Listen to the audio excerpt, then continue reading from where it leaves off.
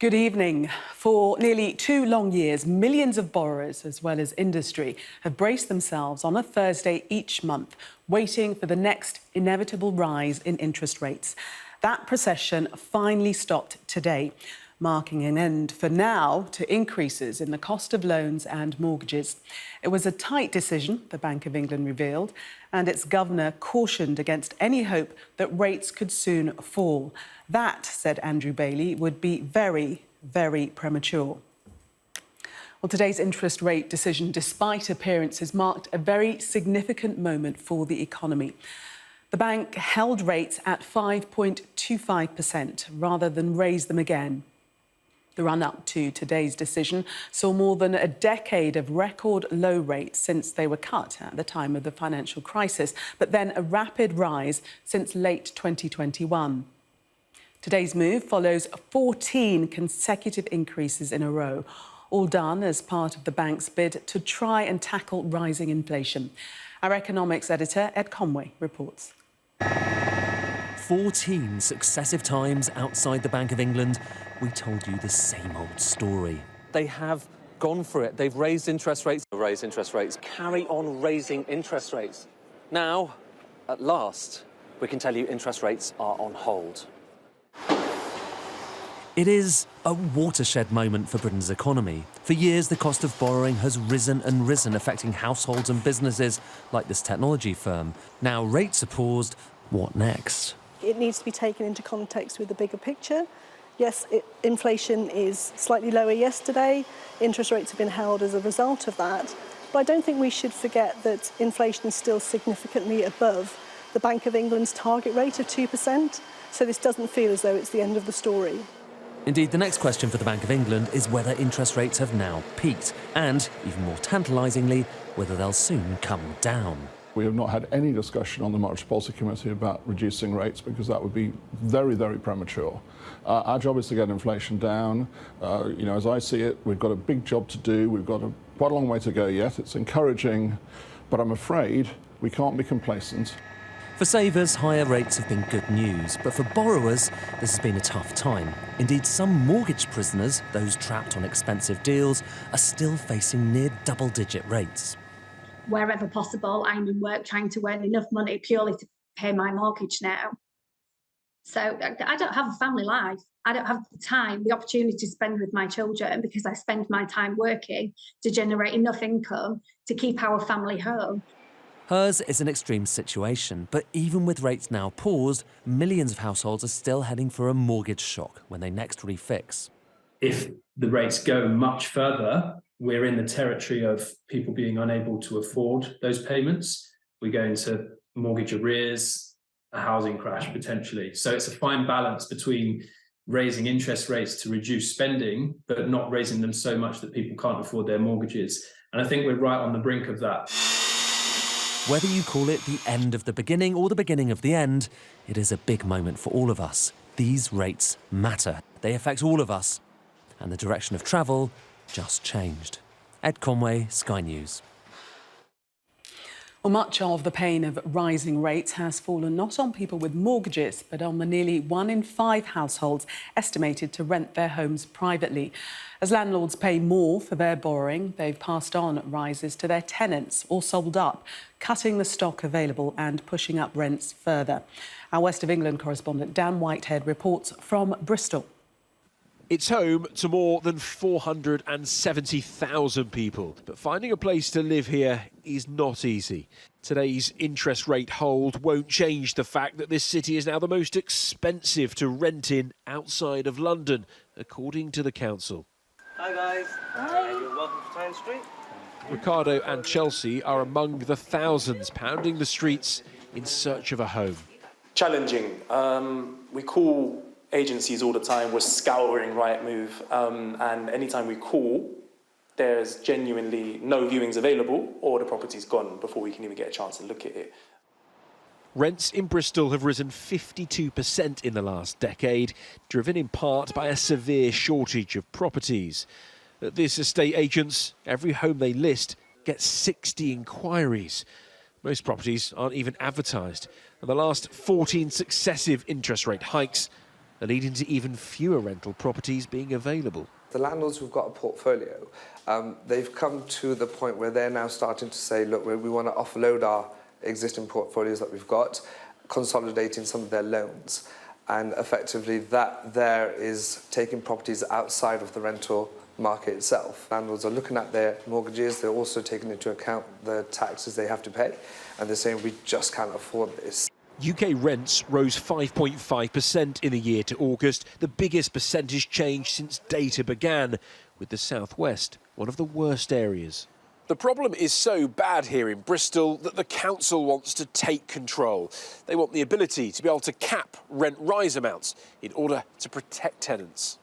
The move to control the private sector is controversial, but urgently needed, according to the mayor. There needs to be an intervention because the way the housing market is going at the moment is not working for ordinary people. We have a situation in which hospitals and schools, vital employees, are struggling to recruit and retain staff. It's a city that's becoming increasingly unaffordable to live in. Bristol attracts talent and people with higher wages, another factor in the housing crisis here. With interest rates still high, there's little sign of help for millions at the mercy of the rental market. Dan Whitehead, Sky News in Bristol. Rupert Murdoch was never likely to quit quietly, and the media mogul, one of the most famous and influential businessmen in the world, didn't disappoint. Stepping down from running his companies at the age of 92, he condemned what he called elites for having open contempt for people who aren't part of their rarefied class. He passes on to his son, Lachlan, companies which span America's Fox News to Britain's Sun and Times newspapers. Our business correspondent, Paul Kelso, reports. And we have now some personal news to share with you this morning. Our boss, Rupert Murdoch, is transitioning from chair of our parent company, Fox Corporation. It's the news that Rupert Murdoch probably never wanted to break. The end of a 70-year career in which he built an international media empire with huge power and influence he was never afraid to use. But at 92, even he has had to bow to time, according to the biographer, who says he's lost his grip. And he's a CEO who's barely functioning. He's a 92-year-old man. This is not his fault. He's 92. He has probably been the person who has held the most power and the most influence for the longest period of time during this era. Rupert Murdoch quit with a characteristic parting shot at his rivals in a letter to staff. Elites have open contempt for those who are not members of their rarefied class, he wrote. Most of the media is in cahoots with those elites, peddling political narratives rather than pursuing the truth. His critics here in the US and Australia might say exactly the same of him. Do you like the feeling of power you have as a newspaper proprietor, of being able to sort of formulate policies for a large number of newspapers in every state of Australia? Well, there's only one honest answer to that, of course, and that's yes. Rupert Murdoch never made any secret of his motivations. His ownership of the Sun, Times and News of the World and the foundation of Sky reshaped the UK media and its politics. His editors, by and large, loved him. I mean, he's clearly a one-off and possibly the greatest media entrepreneur of all time, and certainly one of the most controversial. That controversy peaked with the phone hacking scandal that brought public shame. This is the most humble day of my life. And a custard pie in Parliament. Like many giants, they can be good giants or they can be destructive giants, and Murdoch had both. He was very committed to journalism, loved journalists, was a stout defender of free speech, and built some great media companies.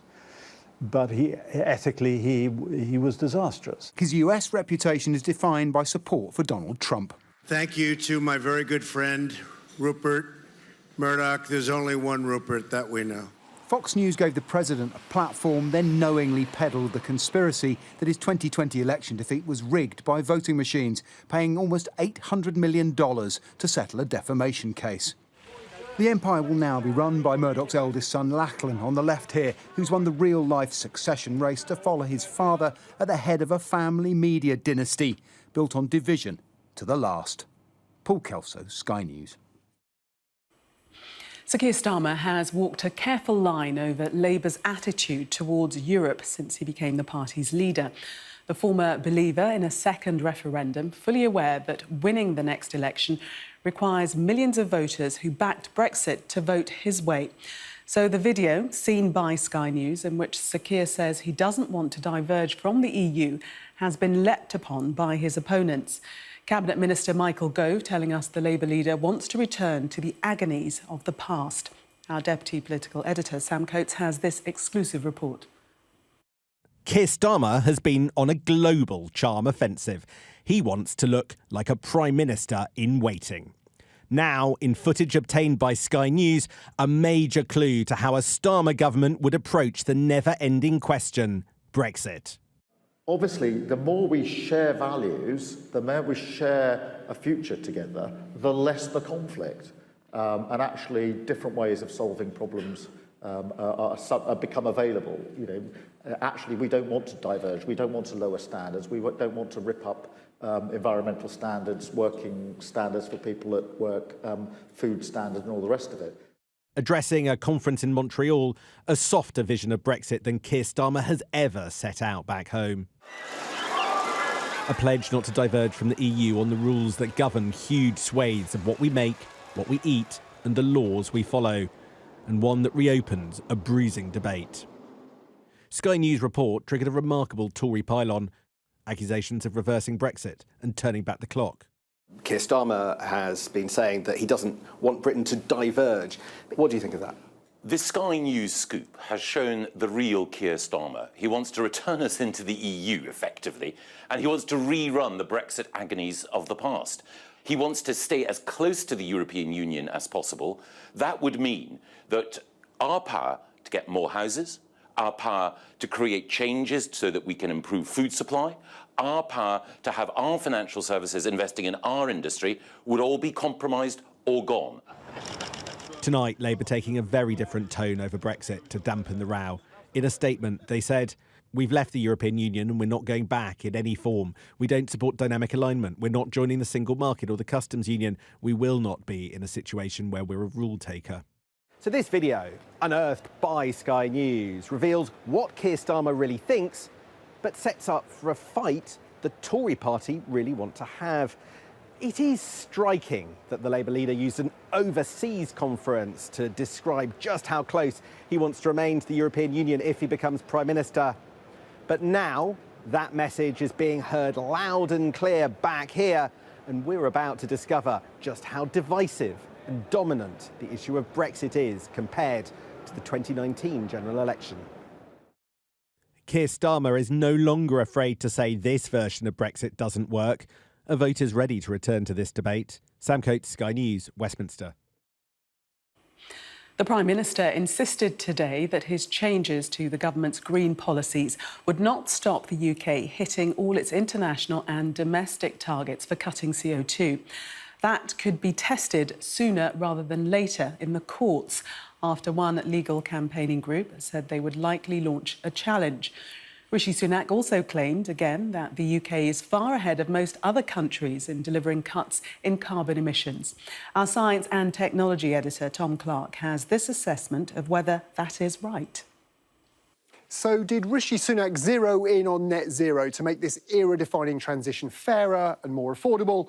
Or are his critics right? It's a political move to make green policies a wedge issue ahead of an election.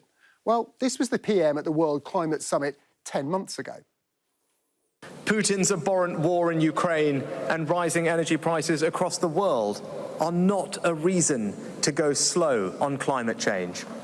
They are a reason to act faster. Yet now he's delayed some key targets. Well, what's changed? The PM argued the UK is a net zero leader, suggesting a bit of wiggle room on rolling out electric vehicles and heat pumps, for example. We've certainly made huge carbon cuts, largely through getting rid of coal and losing much of our heavy industry. But we're hardly streaks ahead of similar-sized economies, and now laggards like the US are cutting emissions far faster. And in specific sectors, we're not doing that well at all.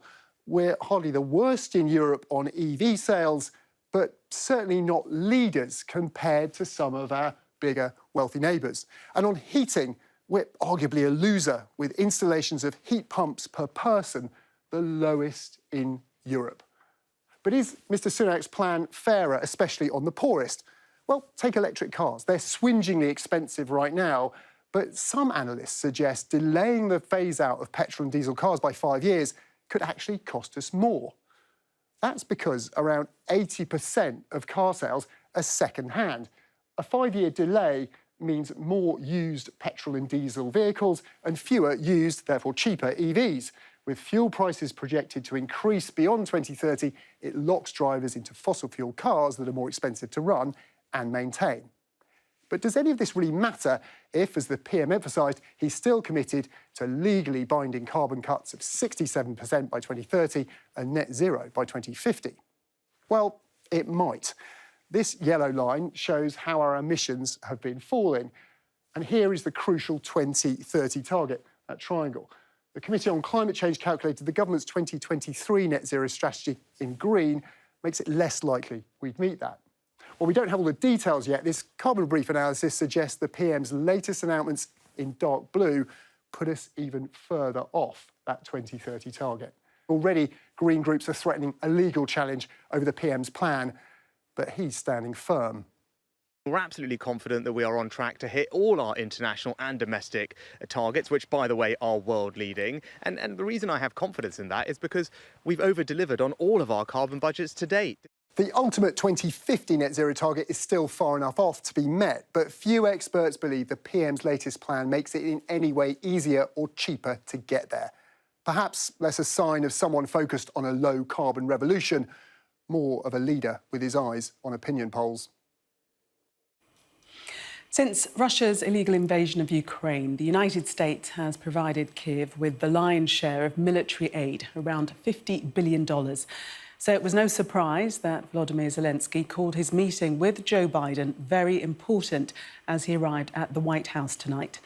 But the Ukrainian president's toughest audience was likely to have been in Congress and with the Republican opposition. This report from our US correspondent Mark Stone contains flash photography.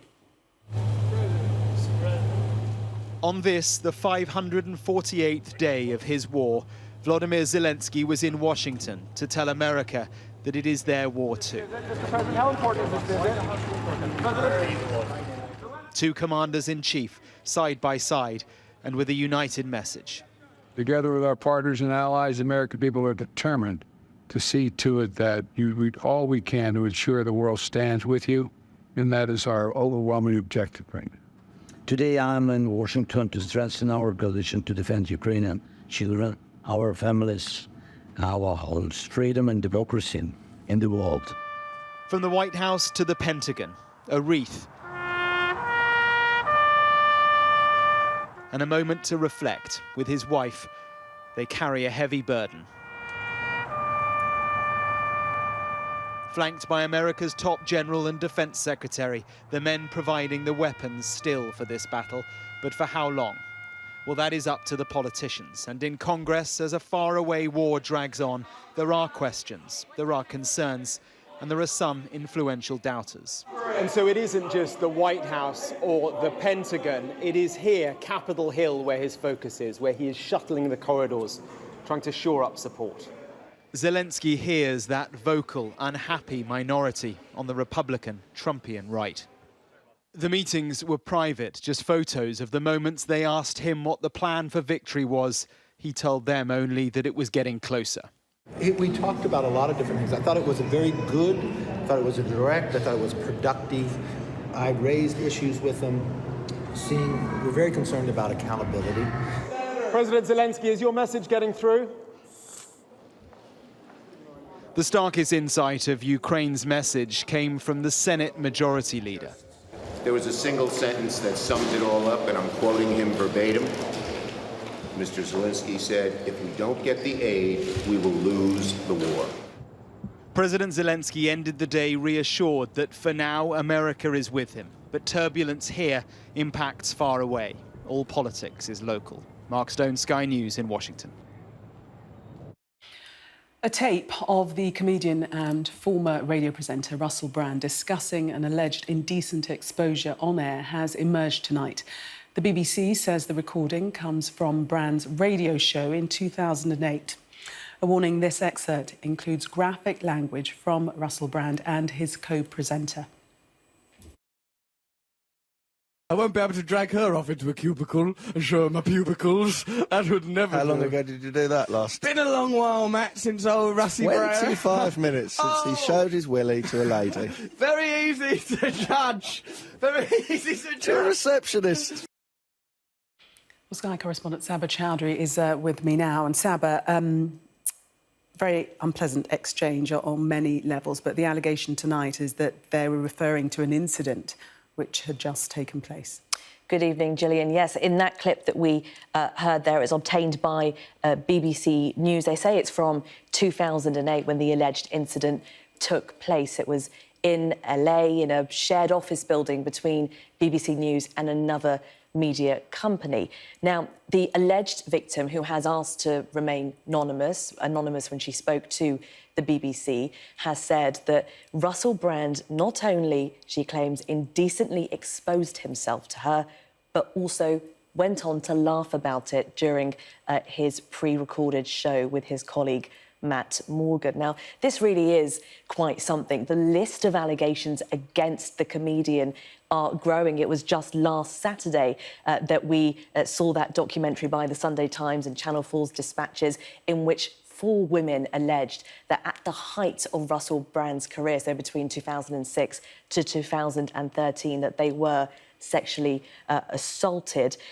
Also, earlier this week, we heard from the Metropolitan Police, who have stated that they received a report in 2003 alleging sexual abuse. Now, Sky News reached out to Russell Brand today. We have not heard back, but in a video that was released by him across his social media channels last week, he has stressed that all his relationships have been consensual, and he strongly denies any wrongdoing. Now, this evening, Matt Morgan, so Russell Brand's co-presenter, is understood to have made a statement in which he expresses his regrets and says that the recent coverage has been very distressing to read, and I reiterate my condemnation of any form of the mistreatment of women. So really big questions for the BBC News organisation tonight.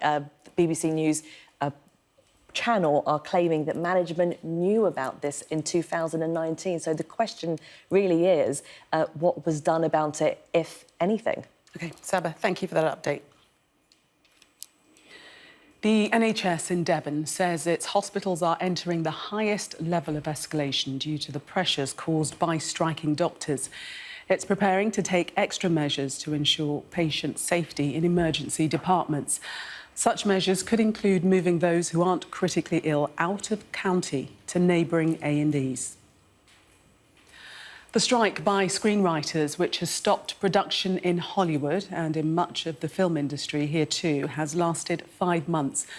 But for the last 2 days, the unions and the studios have been talking again. Let's take you live to Los Angeles now. Our US correspondent there, Martha Kellner.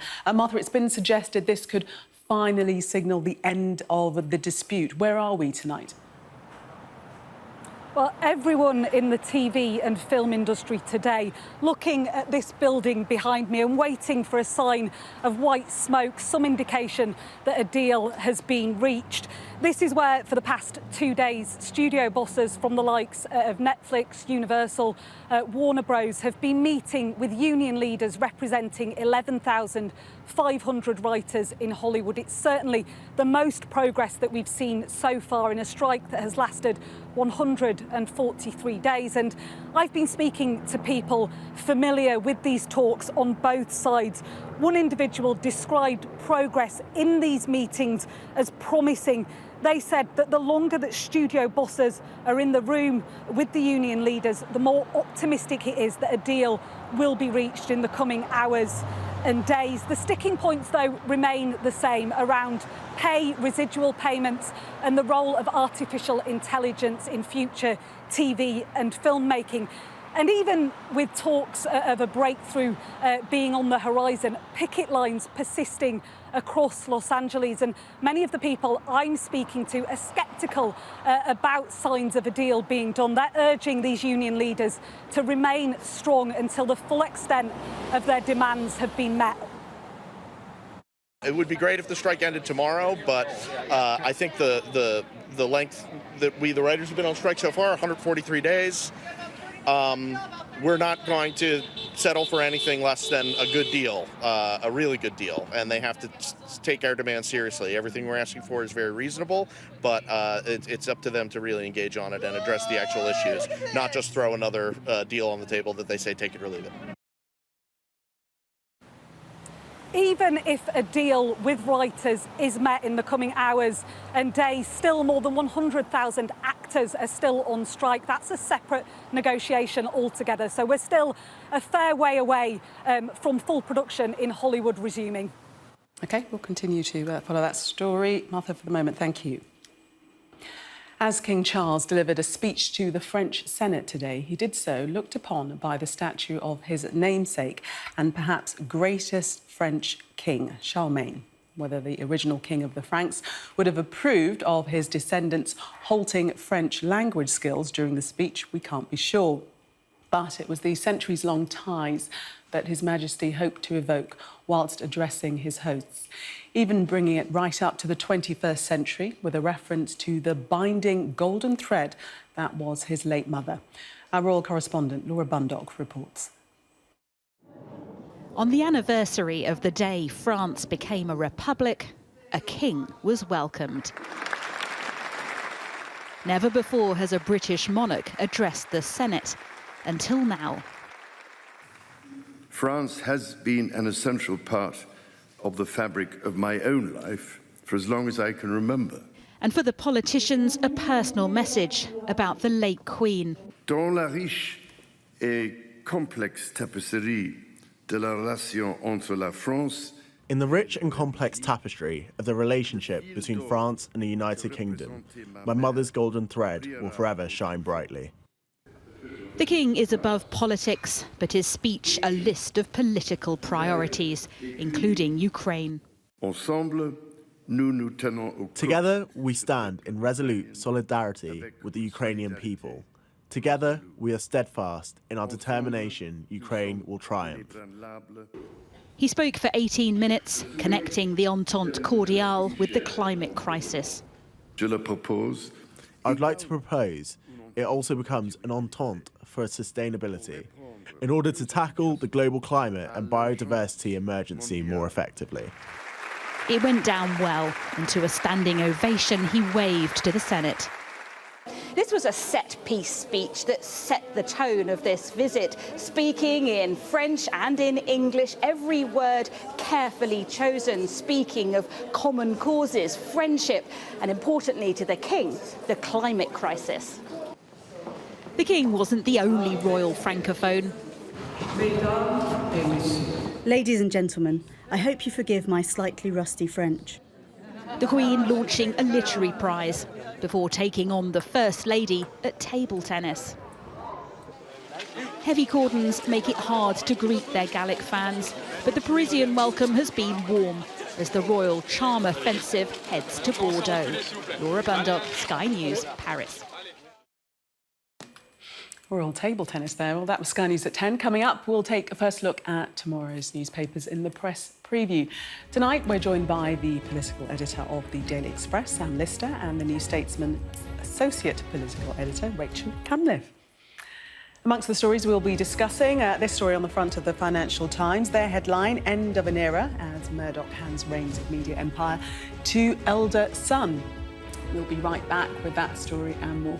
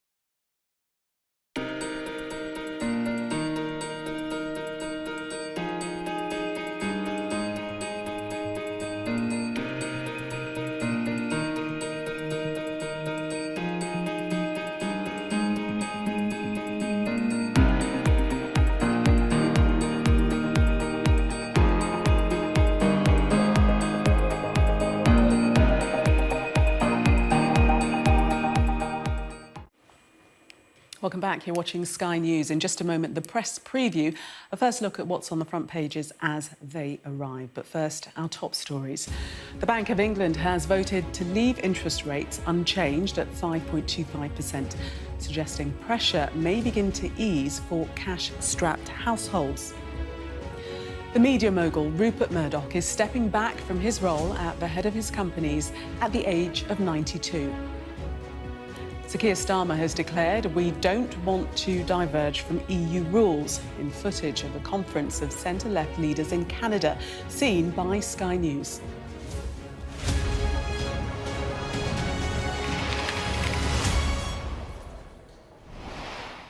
You are watching the press preview, a first look at what's on the front pages as they arrive. It's time to see what's making the headlines with the Daily Express's political editor, Sam Lister, and the New Statesman's associate political editor, Rachel Cunliffe. They'll be with us from now until just before midnight. So let's see what's on some of those front pages for you now. End of an era is the leading line on the Financial Times as the chair of Fox and News Corp, Rupert Murdoch, steps down, handing his media empire to his son. The headline for the Daily Mail, Starmer lets cat out of bag on Brexit betrayal. The Eye is reporting on claims from economists that interest rates have hit a peak.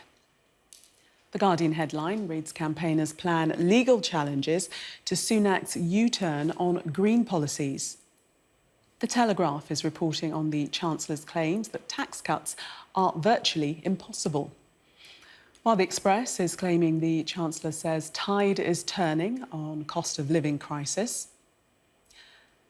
The Sun is reporting on following the Russell Brand saga. For your eyes only, reads the Mirror as it reports on the beautician up on spy charges.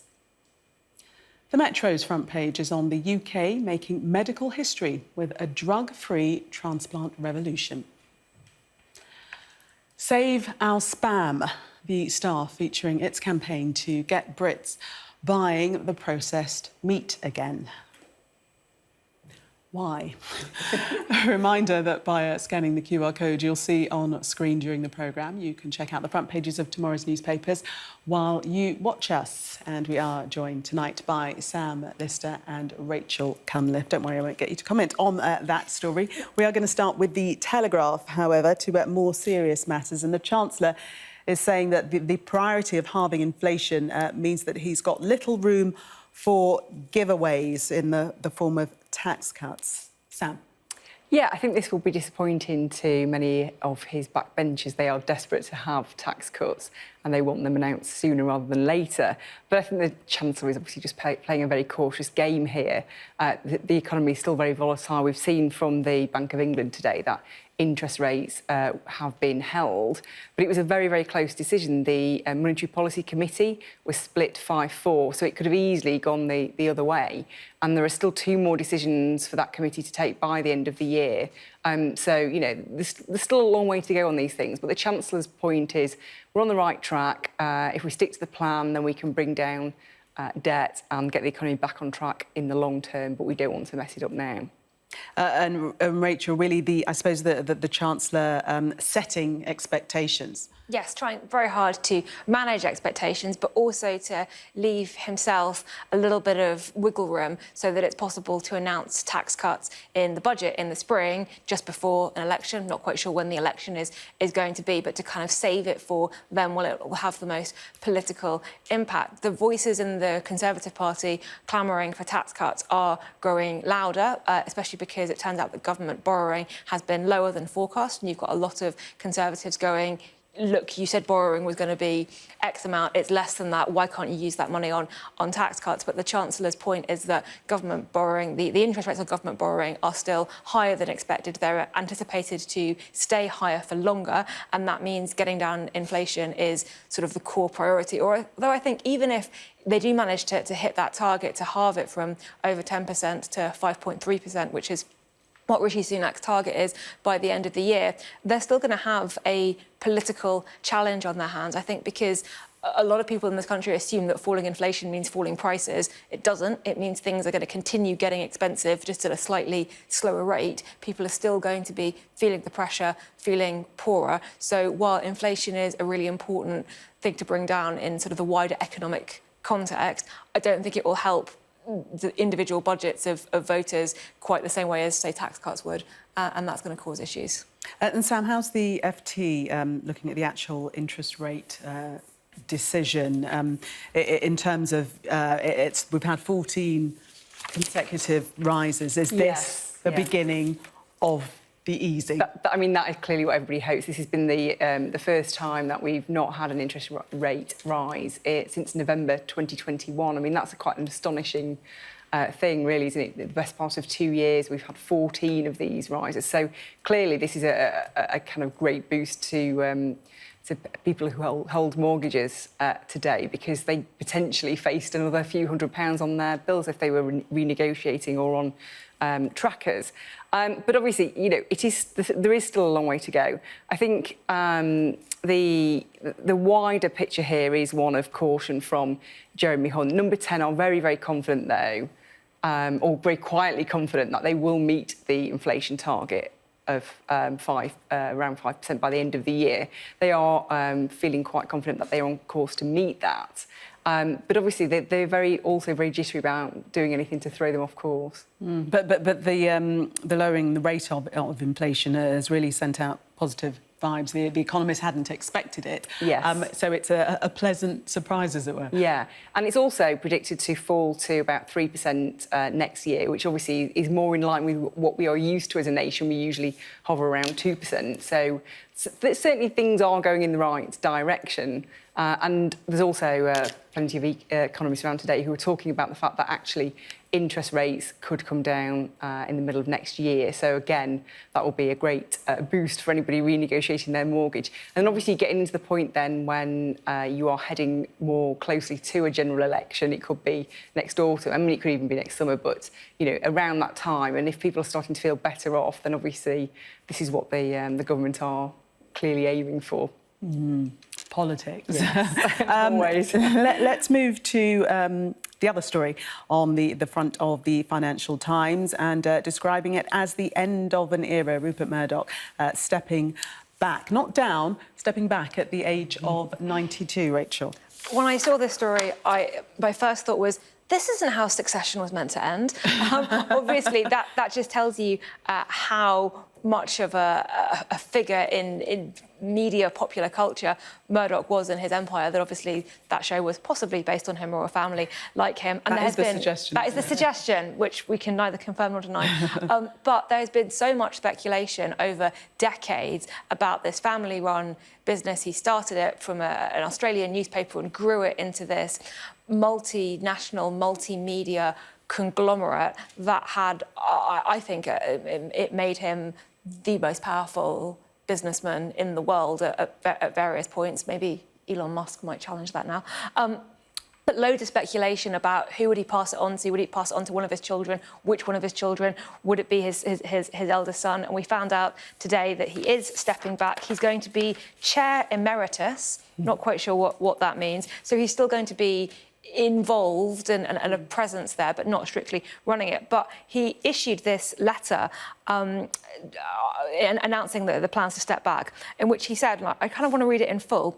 He talked about elites. He writes, elites have open contempt for those who are not members of their rarefied class. Most of the media is in cahoots with the elites, peddling political narratives rather than pursuing the truth. And you think, yes, that's true, but if you were to name a media elite who was quite cosy with the political classes in various countries, you would probably start by discussing Rupert Murdoch, would you not? So I thought that was an interesting detail. Yes, a very interesting letter, wasn't it? I mean, many people, obviously, as you say, would describe him as being part of that elite. Yeah, it's a very interesting discussion, that, really, isn't it? Because he is somebody who created this empire out of virtually nothing. And, you know, obviously he owned, till quite recently, The Sun, a paper that champions its working class readers. And I think, you know, he does have a role to play in going against the elites, regardless of his own personal wealth and the kind of lifestyle he lives.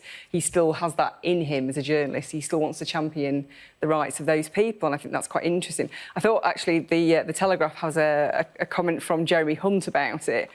And very diplomatically, he says he's had moments of feeling different emotions towards Mr Murdoch, but described him as a formidable operator. I mean, that is a very carefully worded response to the announcement. I think on Rachel's point about the emeritus role, I think that just means he's got carte blanche to do whatever the hell he likes in terms of still interfering in the business. But for his son, Lachlan, you know, he's almost had a kind of Prince Charles-style apprenticeship. He's 52, his father's 92. He must have wondered, was he ever going to get to wear the crown? He's finally got to wear the crown. It will be interesting to see how much he diverges from his father in these kind of attitudes. But I think the reason he is the heir is because he's the most closely linked in mindset to Rupert Murdoch. And in true succession fashion, James Murdoch, the FT is reporting, is largely estranged from his older brother Lachlan and has spoken out against Fox News, while the loyalties of sisters Prudence and Elizabeth are uncertain. Just finally, Rachel, before we go to the break, what do you think the legacy of Rupert Murdoch will be, although he's still very much around? Well, one legacy, and one thing worth mentioning, is that he's just settled for, I had to read this again, nearly $800 million to halt a trial over conspiracy theories essentially relating to voting machines and the US election. So I think for many, his legacy will be being one of the media figures who kind of allowed that to happen and that narrative to spread. But you can't deny his influence and what he's been able to do to grow a media empire like that and to switch so effectively between different mediums to see which way the wind is blowing, the move to streaming platforms, the move to sort of social media, how to adapt a newspaper and how to adapt TV news in that way, and incredibly impressive.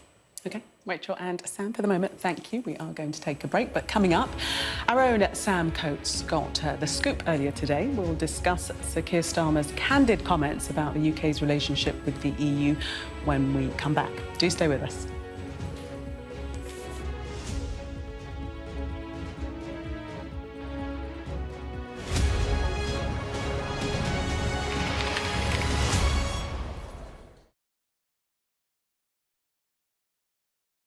Well, the key findings were that the actual process of going through the criminal justice system and reporting to the police is really compounding the harm of the original sexual assault that survivors have experienced. I think one of the most disturbing findings is that 42% of the respondents said they didn't feel the police believed them.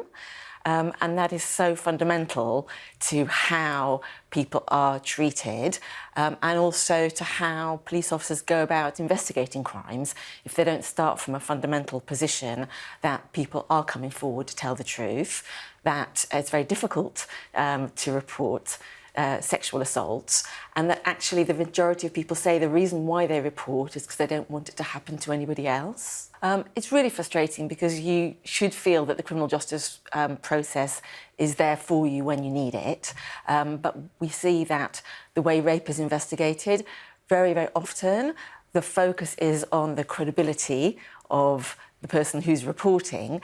You don't find that in any other kind of crime, where it's the victim who feels that they are the one on trial. And we've seen, as part of Operation Soteria, which is the Home Office funded research, that a project that this research is part of, that police are not actually focusing on investigating the suspects. So much of the focus is on investigating the victims, the survivors, and that is something that is really unique to rape. It doesn't happen in other offences, and you know, there really needs to be a complete shift in mindset around that. The process itself is really important. You know, maybe not every case can go to court, but if people feel they've been treated fairly, treated with respect, treated with some kindness, but also fundamentally believed and the evidence they put forward is followed up, then the process itself won't be as damaging. We know it's tough, But what is disturbing is that such a high proportion have said they didn't feel respected or they didn't feel believed, or that all the evidence wasn't followed up. That the two things are linked. The way you go about the process and the end outcome are linked, but it's so important that people feel that going through the process isn't causing them, yet more trauma.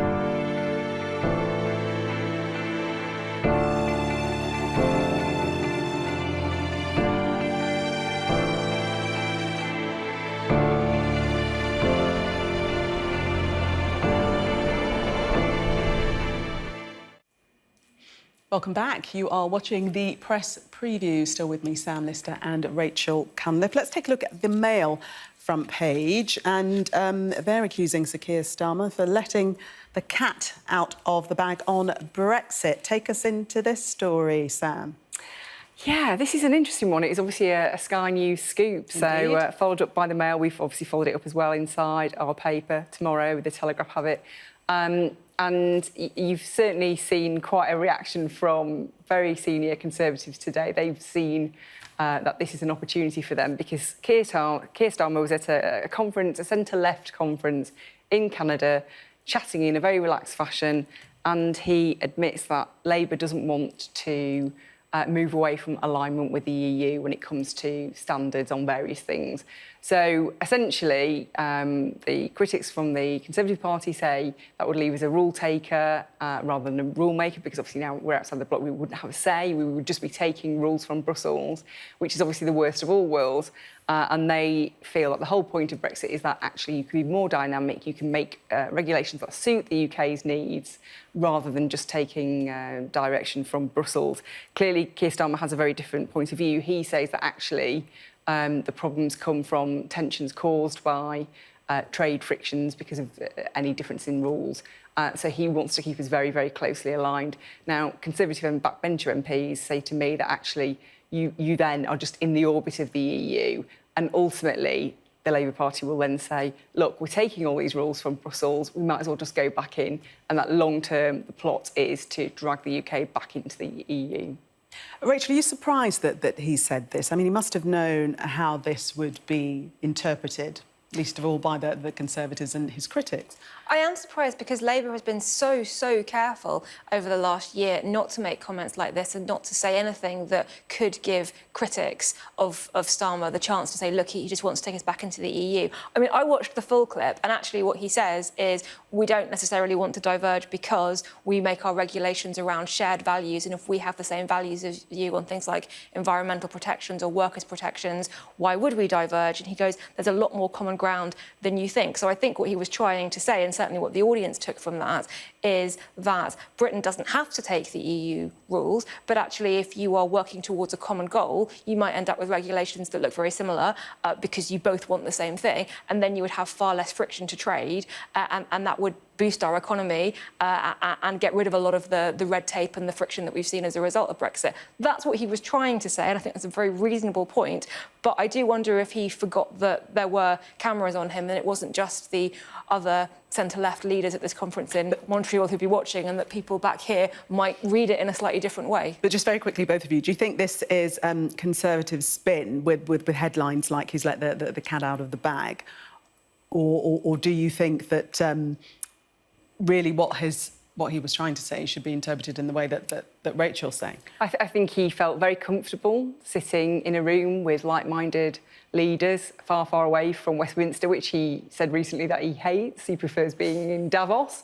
He obviously prefers being in Canada. He can chat to like-minded people on the international stage, and I think he spoke freely, and I think he was speaking from, the heart about what he feels about the EU. We know he wanted a second referendum. He's made no bones about the fact he was a Remainer.